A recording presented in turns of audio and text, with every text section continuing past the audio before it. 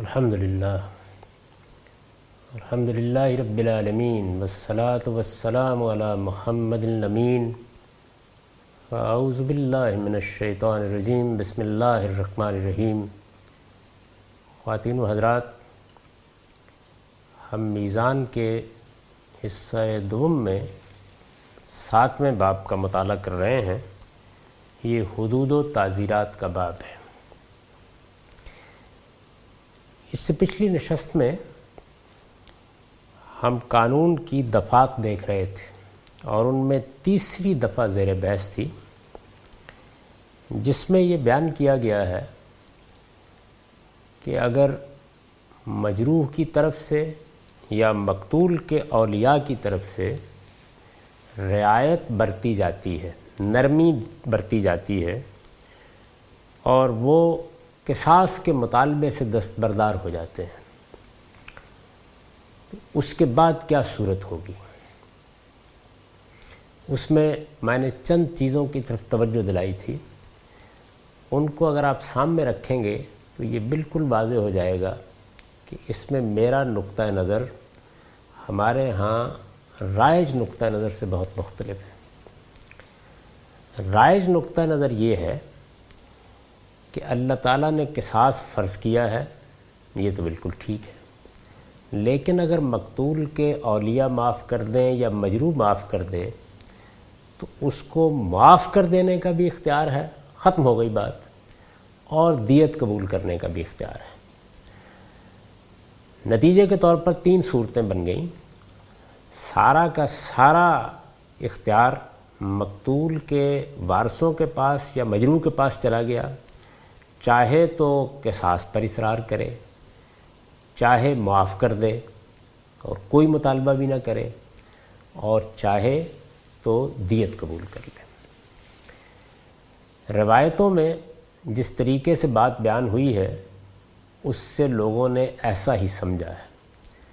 ہماری یہ ایک علمی بدقسمتی ہے کہ روایتوں پر جس طرح کے اس سے پہلے آپ دیکھ چکے ہیں، قرآن مجید کی روشنی میں غور نہیں کیا جاتا۔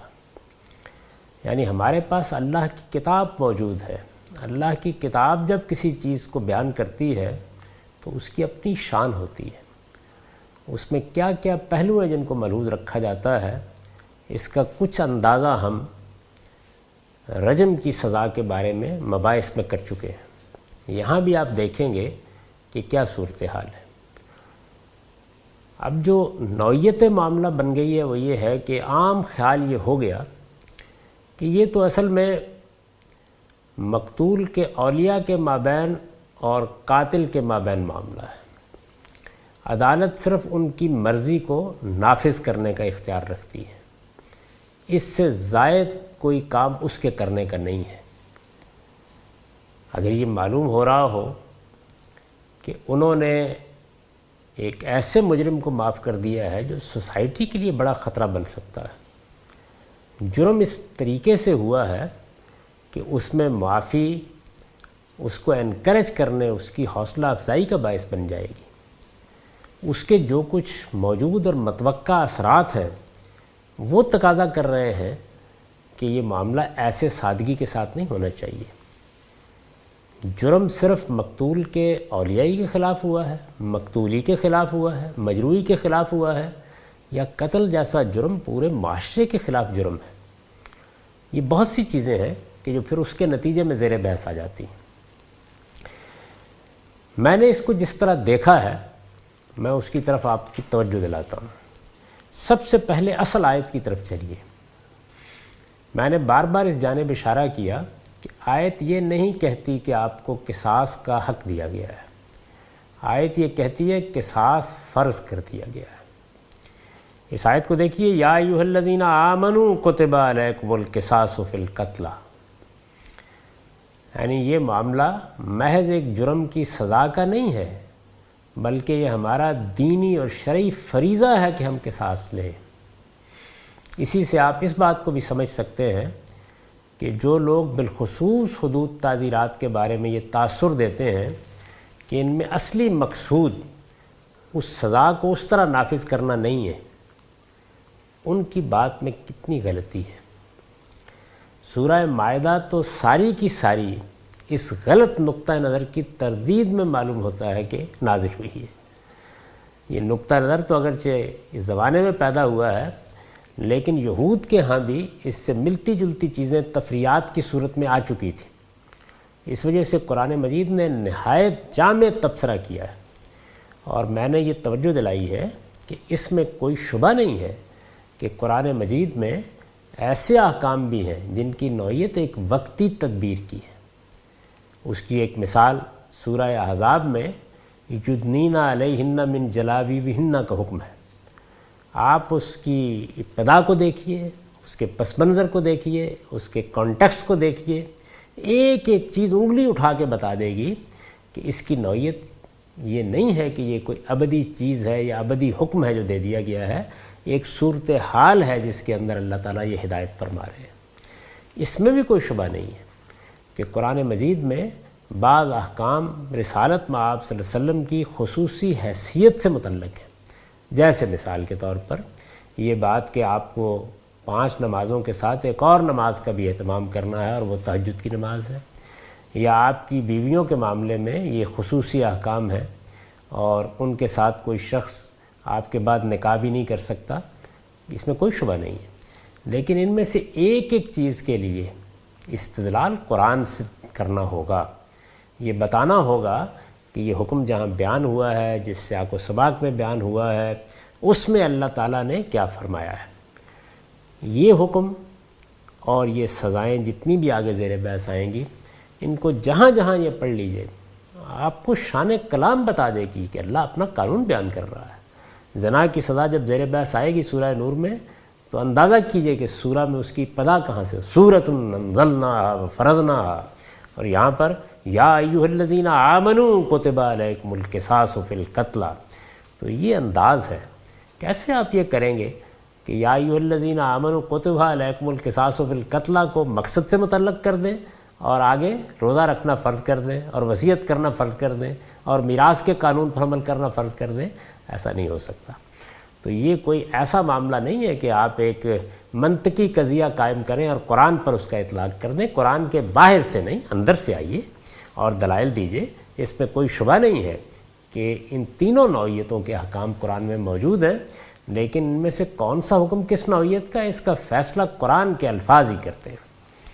تو یہاں آپ دیکھ سکتے ہیں کہ کیا شان ہے، اور پھر جب دوسری جگہ تورات کے حوالے سے اس قانون کو بیان کیا ہے تو وہاں خاتمہ اس پر کیا ہے کہ وَمَن لَّمْ يَحْكُم بِمَا أَنزَلَ اللَّهُ فَأُولَٰئِكَ هُمُ الظَّالِمُونَ، اور یہ 2000 سال گزر چکے ہیں تورات کو نازل ہوئے، اس کے بعد یہود کو قرآن کہہ رہا ہے، یعنی اتنے لمبے عرصے میں بھی وہ یہ نہیں کہہ رہا کہ مقصد کو سامنے رکھ کر جو کچھ بھی قانون بنانا ہے بنا لو، وہ یہ کہتا ہے کہ یہ میرا حکم ہے اور اس حکم کے مطابق فیصلہ کرنا ہوگا، اور تورات میں اس حکم کے ہوتے ہوئے تم نے جسارت کیسے کی کہ تم خدا کے پیغمبر کے پاس آ کے اس سے فرار کا کوئی راستہ تلاش کرو؟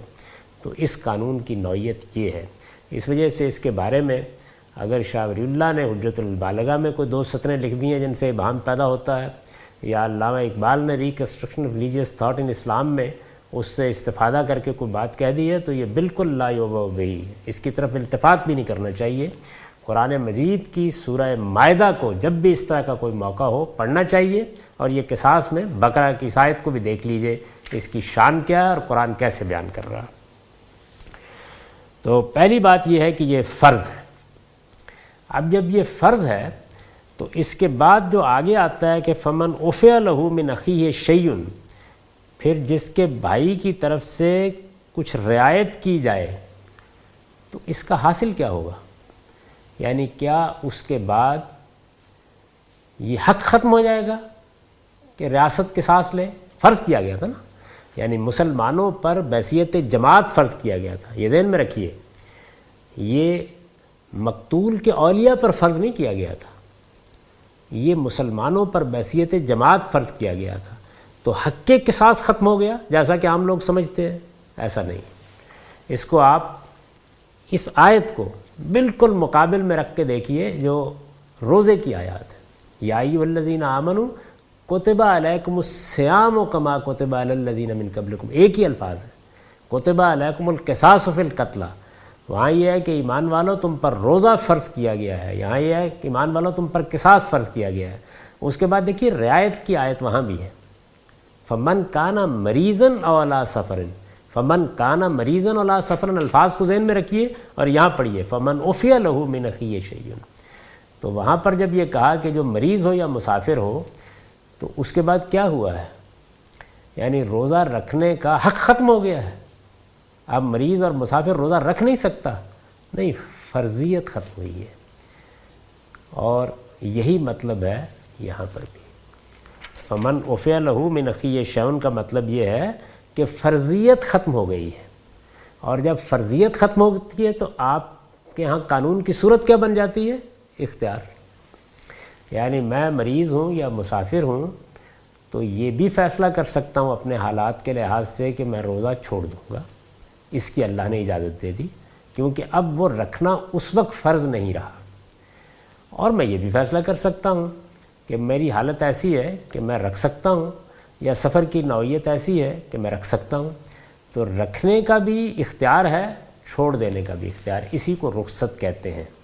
یہاں جو فمن عفی لہ من اخیہ شیء کے الفاظ آئے ہیں، یہ اس رخصت کو بیان کرتے ہیں، اور اسی کو آگے قرآن نے بیان کیا ہے، ذالک تخفیف من ربکم ورحمہ، یہ رخصت دی گئی ہے، تخفیف کی گئی ہے، اس میں حق قصاص معاشرے کا ختم نہیں ہوا، جس طرح روزہ رکھنے کا حق ختم نہیں ہوا۔ بالکل ایک ہی الفاظ ہیں، ایک ہی طرح کی آیت ہے، اس کو اس طرح نہ سمجھنے کے نتیجے میں وہ سب کچھ ہمارے ہاں پیدا ہو گیا ہے جس نے اس قانون کو بھی مزے کا خیز بنا دیا۔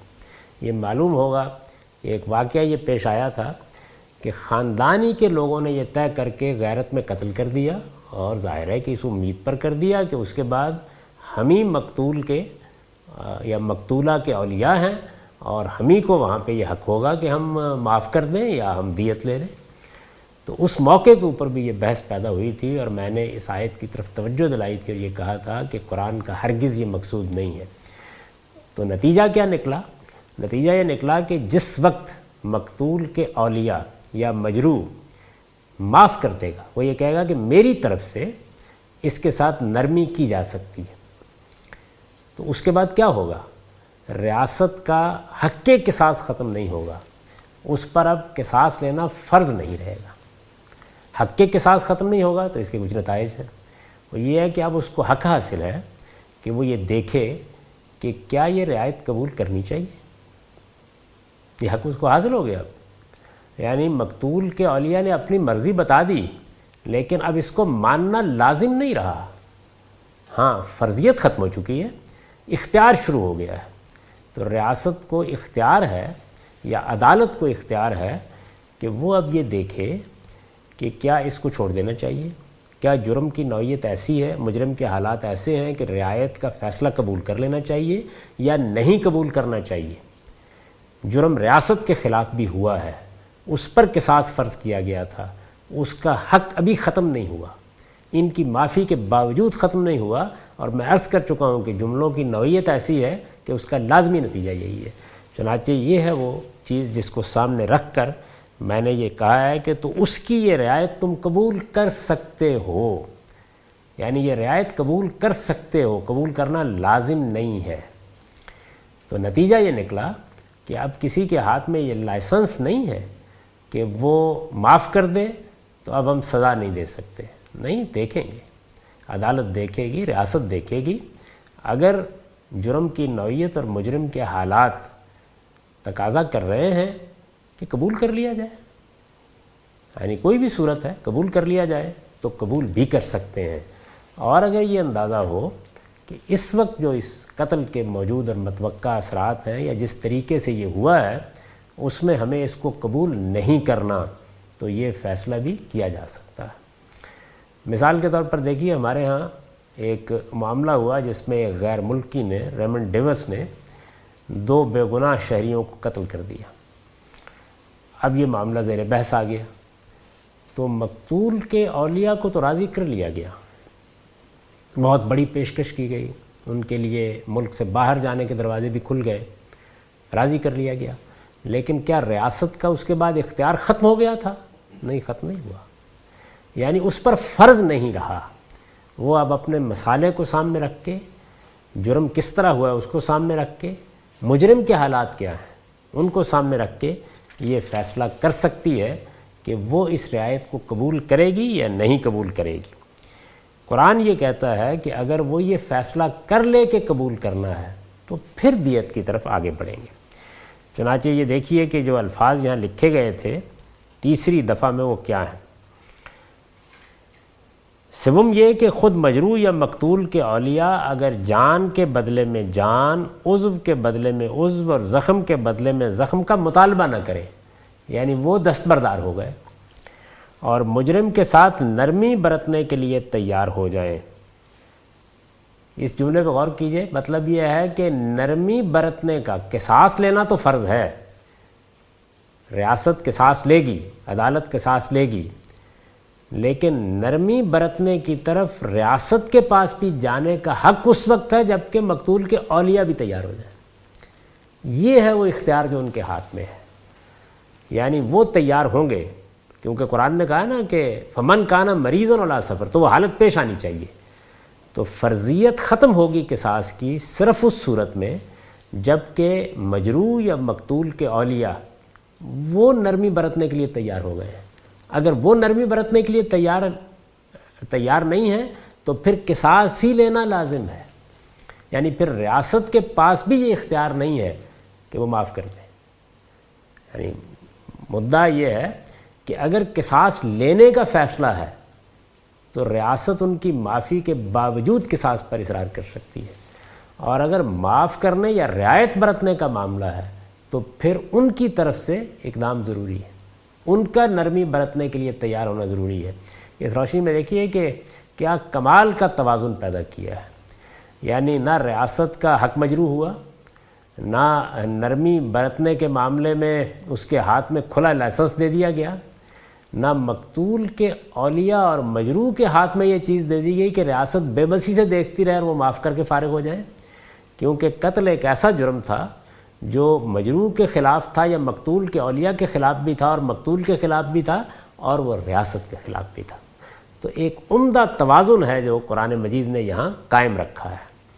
وہ لوگ جو موت کی سزا ختم کرنا چاہتے ہیں وہ بھی یہ دیکھیں کہ اللہ کا قانون اس توازن کو کیسے قائم رکھتا ہے. یعنی قصاص فرض کرنے کے بعد فرضیت اٹھائی ہے اور اٹھانے کے لیے لازم کر دیا ہے کہ مقتول کے اولیاء آگے بڑھے.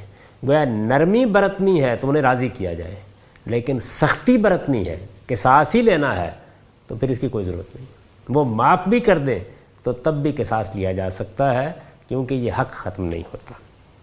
یہ وجہ ہے میں نے لکھا ہے کہ خود مجروح یا مقتول کے اولیاء اگر جان کے بدلے میں جان، عضو کے بدلے میں عضو اور زخم کے بدلے میں زخم کا مطالبہ نہ کریں اور مجرم کے ساتھ نرمی برتنے کے لیے تیار ہو جائیں، تو اب کیا ہوگا؟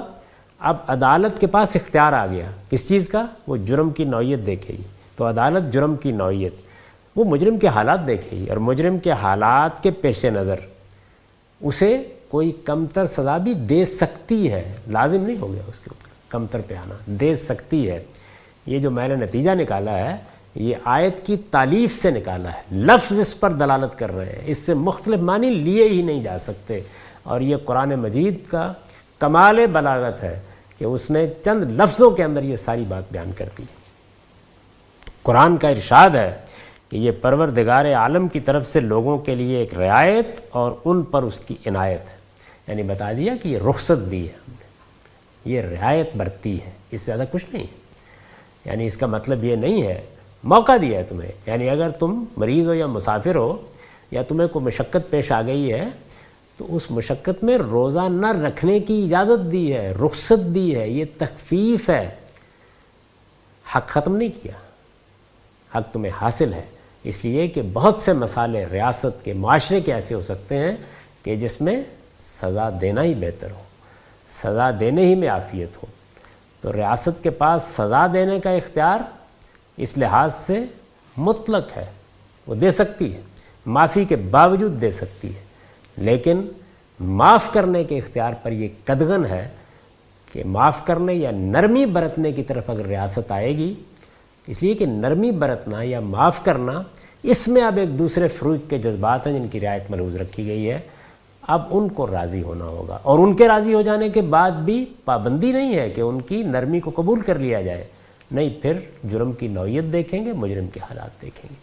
یہ ہے قانون قصاص کا، اور اس کی روشنی میں اب سب روایات کو بھی دیکھ لیجیے، کوئی چیز ان کے اس کے خلاف نہیں ہے، صرف یہ ہے کہ ہمارے ہاں چونکہ روایت میں ایک چیز چند جملوں میں بیان ہوتی ہے، راوی لوگ اس کو جس طرح سمجھتے ہیں بیان کر دیتے ہیں، وہاں سے دین کو سمجھنے کے بعد قرآن مجید کی آیت اس میں برکت کے طور پر لکھ دی جاتی ہے۔ قرآن بنیاد ہے، وہ جب کوئی قانون بیان کرے گا تو اس کو پہلے دیکھا جائے گا، اس کی روشنی میں ہم روایات اور واقعات کا جائزہ لیں گے۔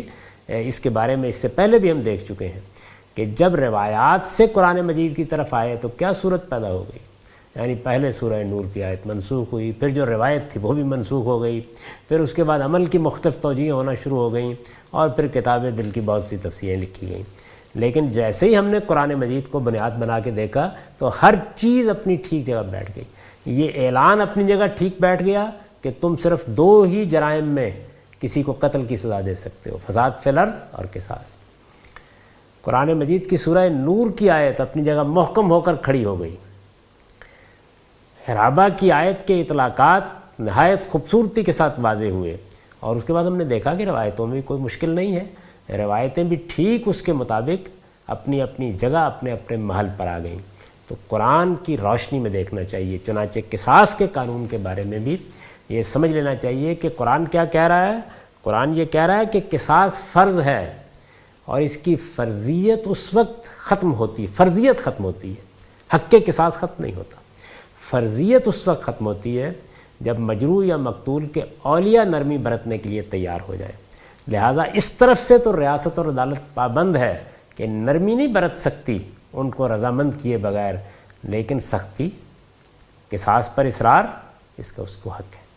ان کی سفارش کے باوجود، ان کے فیصلے کے باوجود، ان کی معافی کے باوجود، حالات کو سامنے رکھ کر، قتل کے موجود اور متوقع اثرات کو سامنے رکھ کر وہ جو فیصلہ چاہے کر سکتی۔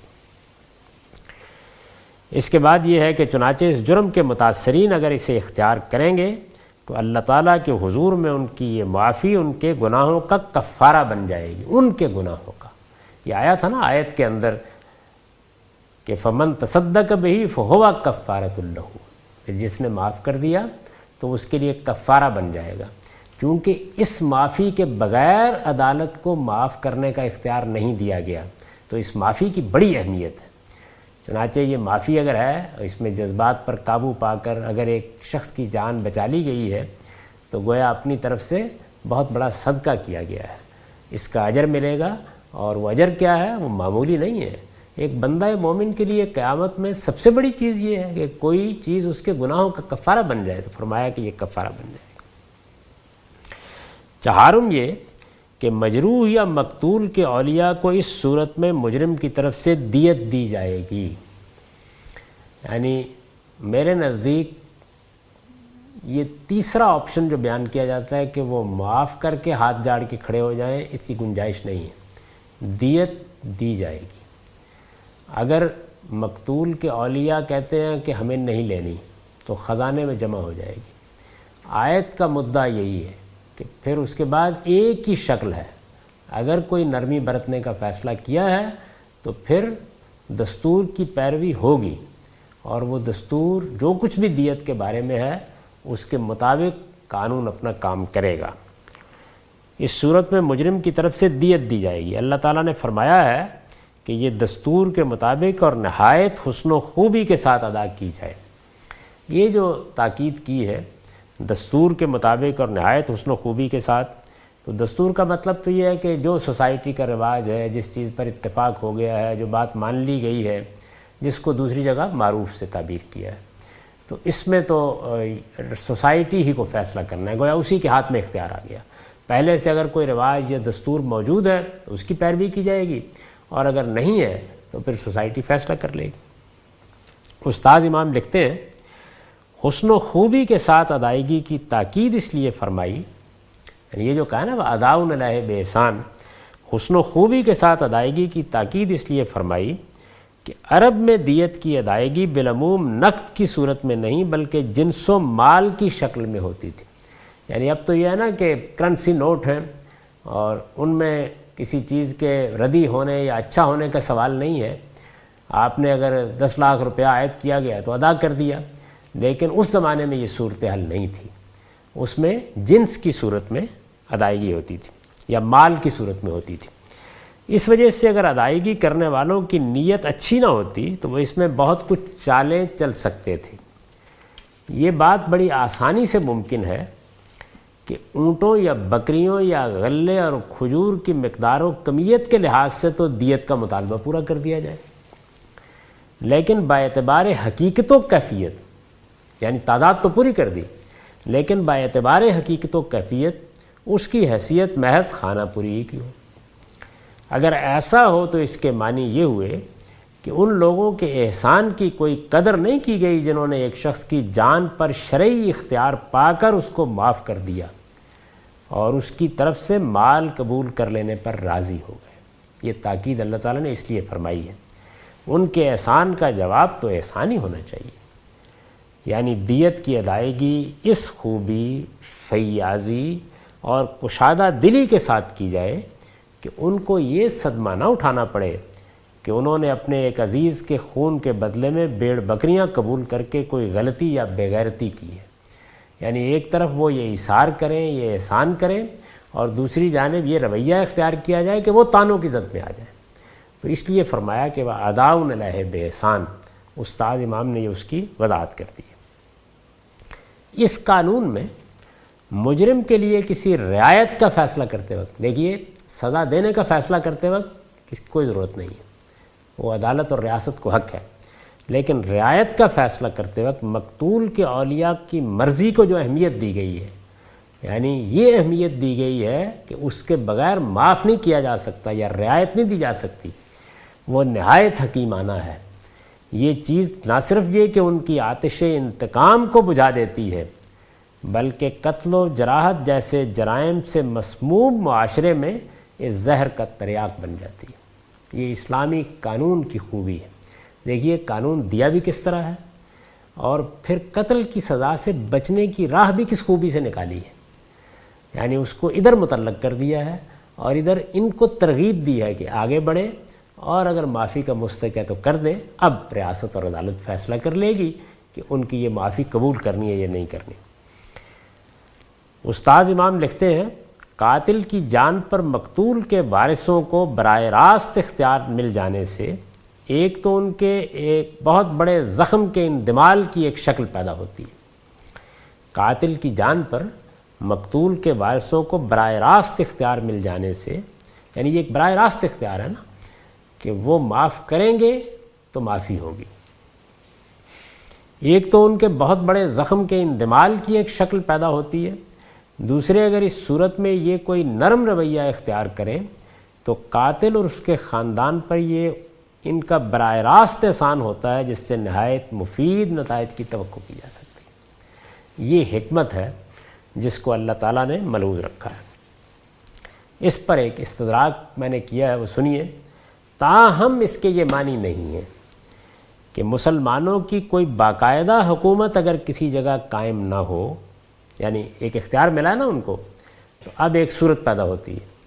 ایک تو یہ ہے کہ ایک باقاعدہ حکومت ہے اور اس باقاعدہ حکومت کے تحت معاملہ زیر بحث آ گیا ہے، وہ ہم نے سمجھ لیا کہ قصاص فرض ہے، اس حکومت کو قصاص لینا ہے. یہ فرضیت اٹھ جائے گی اگر ادھر سے معافی یا نرمی کا فیصلہ ہوتا ہے. اس کے بعد بھی ریاست کے پاس، عدالت کے پاس اختیار ہے کہ وہ چاہے تو قصاص پر اصرار کرے. اگر وہ نرمی برتنے کے لیے تیار ہے، ادھر سے بھی اجازت ہو چکی ہے، تو اس کو کمتر سزا دی جا سکتی ہے، دیت دی جائے گی اور یہ دیت قبول کریں گے اور وہ حسن و خوبی کے ساتھ دی جائے گی. یہ تو ایک عام صورت ہو گئی. اب ایک اور صورت کو دیکھیے. مسلمانوں کی کوئی باقاعدہ حکومت اگر کسی جگہ قائم نہ ہو اور قصاص کا معاملہ مقتول کے اولیاء ہی سے متعلق ہو جائے. یہ قرآن مجید سے معلوم ہوتا ہے کہ قصاص کا قتل کا معاملہ ایسا ہے کہ اگر باقاعدہ حکومت نہیں ہے، جیسے کہ عرب میں باقاعدہ حکومت نہیں تھی ایک قبائلی نظام تھا کہ جس کے اندر لوگ خود ہی فیصلہ کرتے تھے. اس میں بھی سوسائٹی کے اکابر، اس کے شیوخ، قبائل کے شیوخ وہ ایک نتیجے تک پہنچ جاتے تھے، لیکن پھر اس کا نفاذ کون کرتا تھا؟ مقتول کے اولیاء ہی کو حق دے دیا جاتا تھا کہ وہ اپنا بدلہ لے لیں جا کے. تو یہ قبائلی زندگی میں یہ صورت پیش آتی ہے جب باقاعدہ حکومت نہیں ہوتی. اگر ایسا ہو اور قصاص کا معاملہ مقتول کے اولیاء ہی سے متعلق ہو جائے تو وہ اپنی اس حیثیت میں حدود سے تجاوز کرے. یعنی اس کا یہ مطلب نہیں ہے کہ اختیار مل گیا ہے تو اب ہم جو جی چاہے کریں. اور مثال کے طور پر یعنی اب چونکہ ریاست کے پاس معاملہ نہیں ہے، ان کو قصاص لینا ہے، سوسائٹی ہی فیصلہ کرے گی، لیکن جو بھی اس کا قبائلی سا نظم ہوگا اس کے تحت حق مل جائے گا. اور مثال کے طور پر جوش انتقام میں قاتل کے علاوہ دوسروں کو بھی قتل کرنے کی کوشش کرے. اس وقت بھی ہمارے یہاں جو قبائلی علاقے ہیں ان میں یہی روایت رہی ہے. اس کو قبول کیا ہے، یہ آگے آیت سے واضح ہو جائے گا. قرآن مجید نے جس وقت باقاعدہ نظم موجود نہیں تھا، یعنی جب مسلمان مکے میں تھے تو واقعہ تو پیش آ سکتا تھا نا قتل کا، تو اس میں اس کو قبول کیا ہے کہ قبائلی رواج کے تحت قصاص لیا جائے گا. اس کا حق ہے مقتول کے اولیاء کو. وہاں انہی کے پاس ہے اصل اختیار. ریاست کا نظم یا جماعت کا نظم یا سوسائٹی کا نظم چونکہ موجود نہیں ہے، تو یہ جو خاص صورتحال ہے اس میں پھر کچھ تلقین فرمائی ہے. جوش انتقام میں قاتل کے علاوہ دوسروں کو بھی قتل کرنے کی کوشش کریں یا اپنی شرافت و نجابت اور برتری کے زوم میں اپنے غلام کے بدلے میں آزاد اور عورت کے بدلے میں مرد کے قتل کا مطالبہ کریں، یا مجرم کو عذاب دے دے کر ماریں، یا مار دینے کے بعد اس کی لاش پر غصہ نکالیں، یا قتل کے ایسے طریقے اختیار کریں جن سے منع کیا گیا ہے، مثلا آگ میں جلانا یا مسلح کرنا. اس کو رسول اللہ صلی اللہ علیہ وسلم نے منع فرمایا ہے. اسی طرح جراحت کی صورت میں جبکہ مجرم کو اگر اس سے بدلہ لیا جائے تو اس کے پہنچائے ہوئے نقصان سے زیادہ نقصان پہنچ جانے کا اندیشہ ہو. جراحت میں یہ بھی ہے کہ آپ قصاص لینے اٹھے ہیں تو اس کا پورا اہتمام ہونا چاہیے کہ اتنا ہی نقصان پہنچے گا. اگر اس کی کوئی شکل نہ ہو تو پھر معاملہ دیت پر چلا جائے گا، کیونکہ برابر میں رہے گا معاملہ. اس کے پہنچائے ہوئے نقصان سے زیادہ نقصان پہنچ جانے کا اندیشہ ہو، وہ عضو کے بدلے عضو اور زخم کے بدلے زخمی پر اصرار کرے. اس صورت میں پھر یہ اصرار چھوڑنا پڑے گا. چنانچہ رسول اللہ صلی اللہ علیہ وسلم جب مکے میں تھے، یعنی ابھی مسلمانوں کا باقاعدہ نظم قائم نہیں ہوا تھا اور یثرب میں آپ کی حکومت ابھی قائم نہیں ہوئی تھی، تو اللہ تعالیٰ نے فرمایا، یہ سورہ بنی اسرائیل میں ہے، کیا فرمایا؟ وَمَنْ قُتِلَ مَظْلُومًا فَقَدْ جَعَلْنَا لِوَلِيِّهِ سُلْطَانًا فَلَا يُسْرِفْ فِي الْقَتْلِ إِنَّهُ كَانَ مَنْصُورًا. اور جو شخص مظلومانہ قتل کیا گیا ہو اس کے ولی کو ہم نے اختیار دیا ہے. یعنی یہ اختیار اگر نظم ریاست موجود نہیں ہے، نظم موجود ہے تو پھر یہ اختیار نہیں ہے، لیکن نظم ریاست موجود نہیں ہے تو پھر جعلنا لولیہ سلطانا، اب اس نے ہی قصاص لینا ہے. تو وہ کیا؟ فلا یسرف فی القتل، لہٰذا وہ اب قتل میں حدود سے تجاوز نہ کرے. یہ مذہبی کر سکتا ہے، اس لیے کہ وہ دونوں پہلوؤں سے اپیل کرے گا. ریاست کا نظم موجود ہے تو قانون ہوگا، ضابطہ ہوگا. قانون کی جو رہنمائی اللہ تعالیٰ نے کرنی تھی وہ کر دی مسلمانوں کے لیے. لیکن اگر ایسا نہیں ہے تو مسلمان تو بہرحال خدا کے مخاطب ہیں، وہ تو اس کے قانون کے، اس کی ہدایت کے پابند ہیں. ان کو یہ کہا گیا کہ اب جوش انتقام میں تم حدود سے تجاوز نہیں کر سکتے. فلا یسرف فی القتل، اوپر میں نے جتنی چیزیں بیان کی ہیں وہ اس کی تشریح. فلا یسرف فی القتل، وہ قتل کے معاملے میں حدود سے تجاوز نہ کرے. انہو کان منصورا، اس لیے کہ اس کی مدد کی گئی ہے. مطلب یہ ہے کہ معاشرے کو ہم نے حکم دیا ہے کہ ان کے پیچھے کھڑے ہوں، لوگوں کو حکم دیا ہے کہ پیچھے کھڑے ہوں. اللہ نے ان کی یہ مدد کی ہے کہ ان کے لیے یہ اجازت دے دی ہے کہ وہ یہ کر سکتے ہیں. تو اس وجہ سے ان کو یہ حق تو ہے، لیکن اپنے حق کو حدود کے اندر استعمال کرنا ان کے لیے ضروری ہے. یہ دونوں صورتیں میں نے واضح کر دی ہیں، اور سورہ بنی اسرائیل میں جو بات کہی گئی ہے اس کی صحیح نوعیت بھی واضح کر دی ہے. یعنی بنی اسرائیل میں ابھی مسلمانوں کی حکومت قائم نہیں تھی، نظم اجتماعی نہیں تھا، اس میں اللہ تعالیٰ نے یہ بتایا. اور یہ خاص قتل کے معاملے میں، چونکہ اس کے اندر انسان کے جذبات ہوتے ہیں، براہ راست اسے نقصان پہنچا ہوتا ہے، اس وجہ سے معاملے کی نوعیت یہ ہے کہ یہاں اسے قصاص کا حق دیا گیا ہے. قبائلی معاشرے میں بھی، اور معاشروں کی یہ دونوں نوعیتیں دور حاضر تک بھی افغانستان میں ہمارے قبائلی علاقے میں، یمن کے بعض قبائلی علاقوں میں موجود ہے۔ اس صورتحال میں کیا ہوگا؟ یعنی کیا قاتل بھاگ جائیں گے؟ ان کو کوئی پکڑنے والا نہیں ہوگا؟ پہلے لوگوں سے کہا جائے گا کہ وہ تمدن میں تبدیلی لائیں اور ایک ریاست قائم کریں؟ نہیں ہو سکتی قبائلی زندگی میں۔ تو اگر یہ نہیں ہو سکتا تو پھر وہاں کم سے کم قتل کے معاملے میں اللہ تعالیٰ نے اجازت دے دی ہے، لیکن یہ بتا دیا ہے کہ فلا یسرف فی القتل انہ کان منصورا۔ اقول قولی ھذا واستغفر اللہ لی ولکم ولسائر المسلمین۔